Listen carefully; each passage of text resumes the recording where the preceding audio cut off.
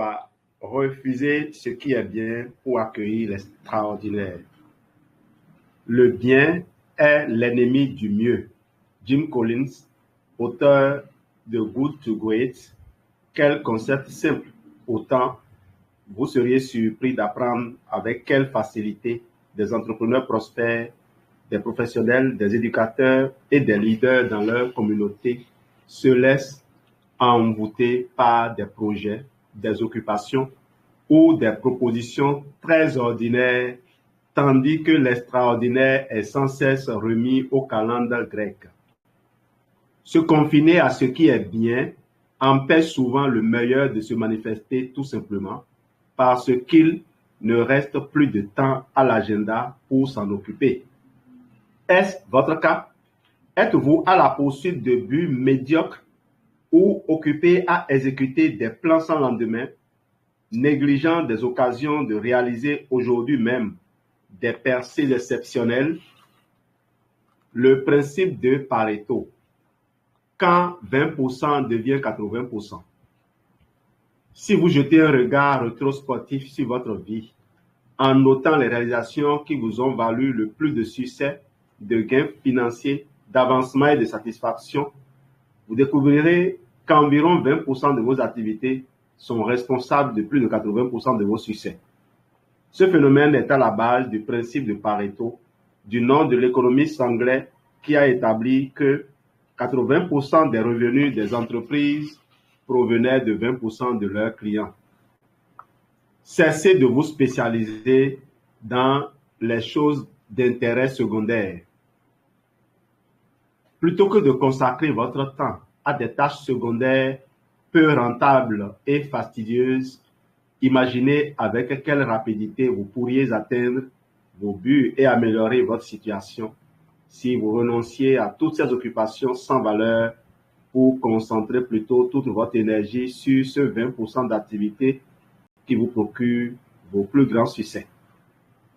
Qu'arriverait-il si, au lieu de regarder la télé, surfer sans but sur le net, faire des courses inutiles et vous préoccuper de problèmes que vous auriez pu éviter en premier lieu, vous consacriez ce temps à votre famille, à votre mariage, à vos affaires, à la création de nouvelles sources de revenus ou à toute autre initiative porteuse de résultats. Les débuts chaotiques de Sylvester Stallone, alias Rocky.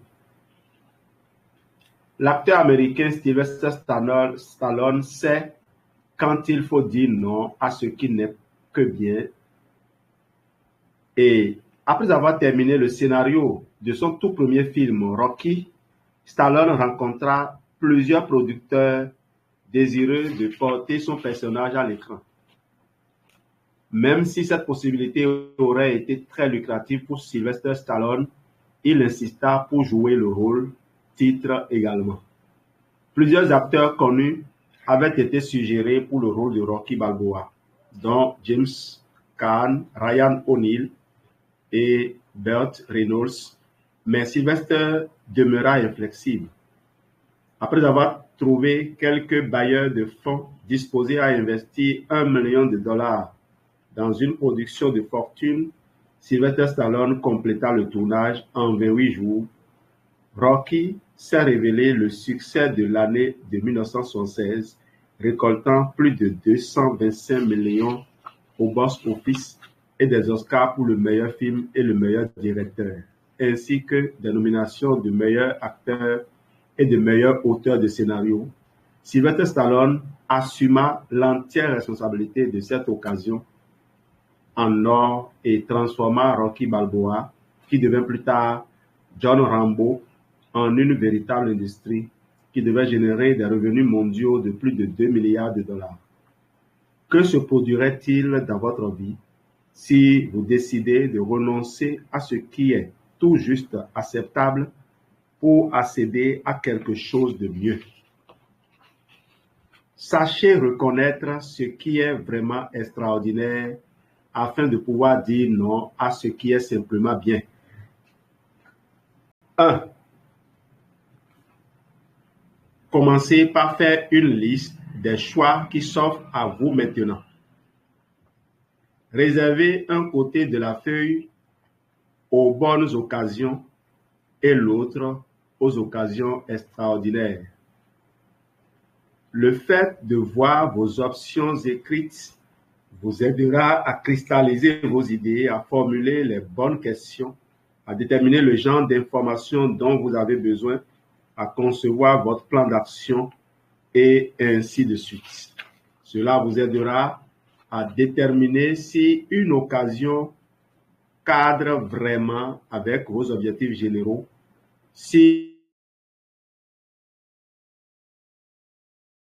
sur une route secondaire. Je reprends. Cela vous aidera à déterminer si une occasion cadre vraiment avec vos objectifs généraux, si elle excite votre passion ou si la vie essaie simplement de vous attirer sur une route secondaire. 2. Discutez avec vos conseillers de la valeur potentielle des initiatives que vous envisagez. Les gens qui ont parcouru ce chemin auparavant ont accumulé une vaste expérience qu'ils peuvent partager avec vous. Ils sauront vous poser les questions réalistes pour lesquelles vous devrez trouver les réponses convaincantes. Ils pourront vous parler des pièges qui vous guettent et vous aider à évaluer la complexité réelle de l'entreprise en matière de temps, d'argent, d'énergie, de stress et de l'implication qu'elle exigera. 3. Tâtez le terrain.